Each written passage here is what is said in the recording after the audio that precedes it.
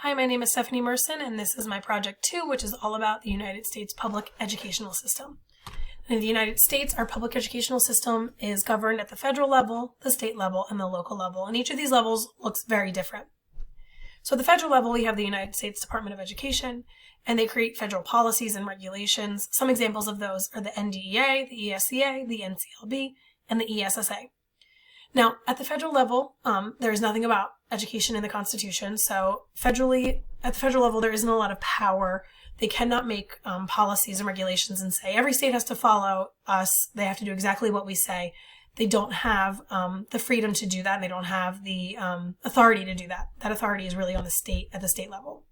So because of this, at the federal level, they do create policies and regulations, but they have to attach money to those things so that states will adopt it. So they have incentives typically attached to their policies and regulations that will kind of force states to adopt them. Then at the state level, we have governors and we have the State Department of Education. And at the state level, they have a lot of authority when it comes to education. They set policies, so they set the standards. They make sure that they have graduation requirements, teacher qualification requirements, and then they create those statewide assessments, like for us, the PSSAs. Then at the local level, we have the mayor, school board, superintendent, and they're the ones who enact the policies. So they decide which curriculums they feel like best connect to those state standards, but also connect to the population that they are teaching. And then they make sure that students are meeting the graduation requirements, they make sure that teachers are qualified, and then they get students ready for those statewide assessments. Now at the local level, it can be structured in a few different ways. So we have the dominated structure, which means that one person or one group has a major influence on that community. This is typical in small towns or urban areas, and the school board and the superintendent fall in line with that group. And then we have the factorial structure, which means that two groups are competing. Many times this is a religious group. There's lots of other ways, but a lot of times it is religious groups kind of competing. School board's control can be changed depending on who has more people in the school board, which side has more people. And superintendents have to play politics and cater to both sides and mediate. Then we have the pluralistic structure, which means that there are several groups competing. There's no one dominating group. This is typical of upper middle class, suburban school districts. Board members will represent many different groups. Superintendents act more of an advisor to the board instead of a decision maker. And then we have the inert structure, which means there's no visible power structure at all. This is typical in rural communities. School boards are made up of whoever will take the position, and superintendents have a lot of power over who is included in those decisions. So if I wanted to look at how Common Core was kind of started at the federal level and how it trickled down to the local level. So the goal of Common Core was to standardize education across the United States by creating a set of standards that need to be taught each year. Now, a lot of other countries already have this kind of standards. So when we were comparing ourselves to other countries, federally, they wanted to create these so that we kind of even the playing field. They also wanted to create a Common Core standardized test, so they created the PARCC and the Smarter Balance test. Because at the federal level, they cannot create Common Core and say everybody has to do it, because again, they don't have the authority to do that. They attached incentives to it. So they attached incentives in the form of money.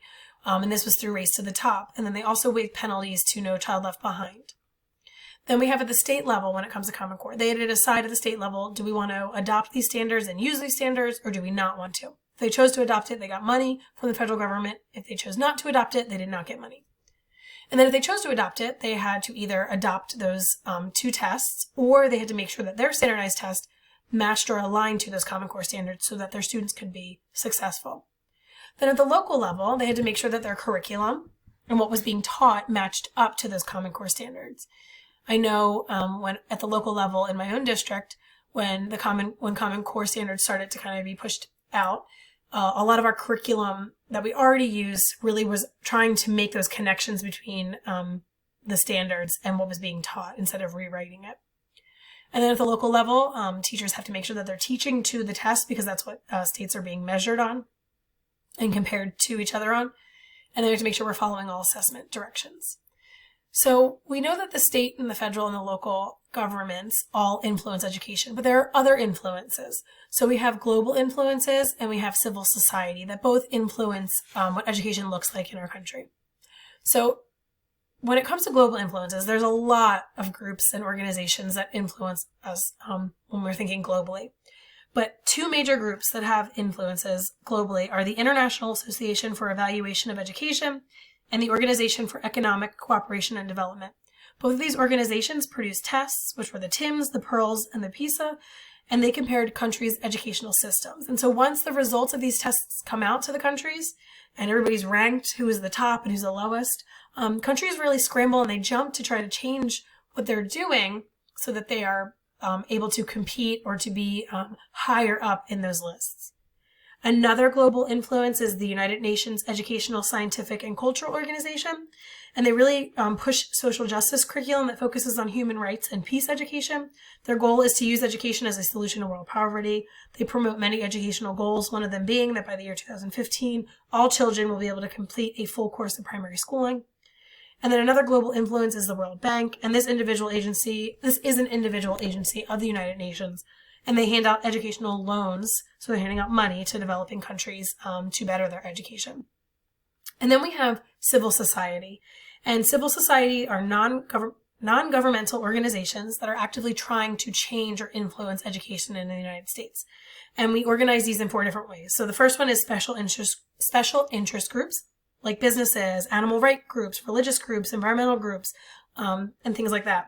An example of this that has majorly influenced the United States education is the Christian Coalition, which really pushes for abstinence education, school prayer, and then we have on the other side, the People for the American Way, which really pushes for freedom of thought, freedom of expression and religion, and tolerance and compassion. Both of these groups lobby politicians and try to get votes for the politicians that they think will have the most influence on education based on what they believe it should look like. Then we have foundations and think tanks. A foundation gives financial support to projects that are already being worked on, and think tanks support people who are doing research and writing policy. And both of these groups hope to influence public thinking. So they do this by influencing politicians who hope, as politicians push these messages or these ideas, the media picks up on it, and then they hope that then the communities and the public will then be swayed to think whatever they believe is right. An example of a foundation is the Heritage Foundation, which focuses on school choice. And then an example of think tank is the Progressive Policy Institute, which really focused on supporting scholars to create a new vision for the Democratic Party. And then we have professional organizations, which were created to serve their specific purpose. So if you have like a math professional organization, they're going to focus on pushing their agenda based on what they believe math should look like in the United States. An example is the American Education Research Association, which I found this on page 108, is, quote, supports and promotes policies and programs that advance education research and its tools, resources, and infrastructure. And that was in The Politics of American Education by Spring. And then we have teacher unions, which were originally created to improve teachers' pay and working conditions. Some examples of that are the National Education Association and then the American Federation of Teachers. Now, all of these civil society groups typically align with a political party or in the U.S., and they believe that like what they're doing and what they're working on and what they believe about education is the right way, and then the other side is the wrong way. And so I think that this is where tensions in the U.S. educational governance system really come into play. So we're talking about at the local level politically, at the state level politically, and at the federal level politically. And then in those civil society groups, special interest groups, foundations and think tanks, professional organizations, teachers unions, they typically align with either being culturally conservative and really believing in American exceptionalism, or they believe in this these liberal culture values and multiculturalism. And they really believe that what they believe is right, and then what the other side is wrong. And like most things, the right answer is more in the middle, but because, you know, these groups have a lot of money and a lot of power, they get to sway the public's thinking on what education should look like. I also think that a lot of tensions come into play where this state has a lot of say over things, and then at the local level, different local school districts have different amounts of money coming in based on taxes, and so it is harder for some school districts to have quality education as compared to maybe their neighboring school districts, and I think a lot of tension comes in there as well. So my take on the educational system, if I was a novice educational political analyst, I think there's positives and negatives. I don't think that anything is it's not perfect, but some of the positives are that there is a lot of flexibility at the local level, which works for some people. Like, for example, my school district. I work in a school district that takes in a lot of money. And so we have a lot of supports for our students that are put into place. I think a positive is that states can be a decision maker. So depending on what your state looks like, education could look a little different.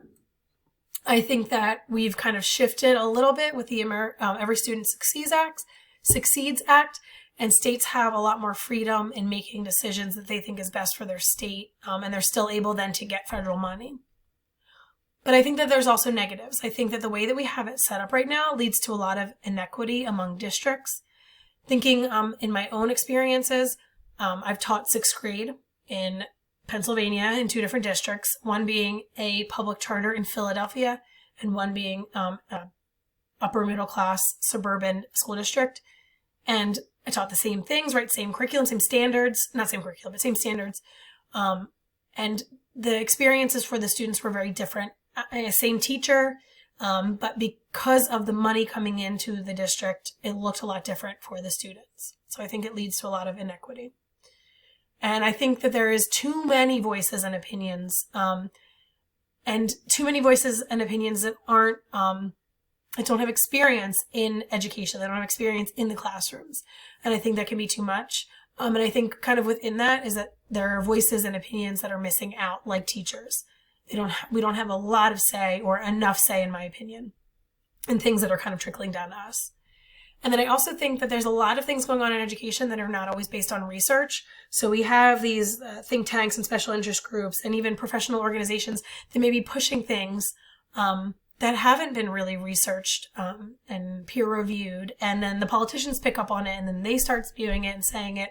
And then the public picks up on it, and it might not be researched and what's best for students. And so I think that is a negative to the way that we have things set up, and the fact that, civil society can influence people's opinions and beliefs about the educational system. So here are my references. Thank you so much for listening. Bye.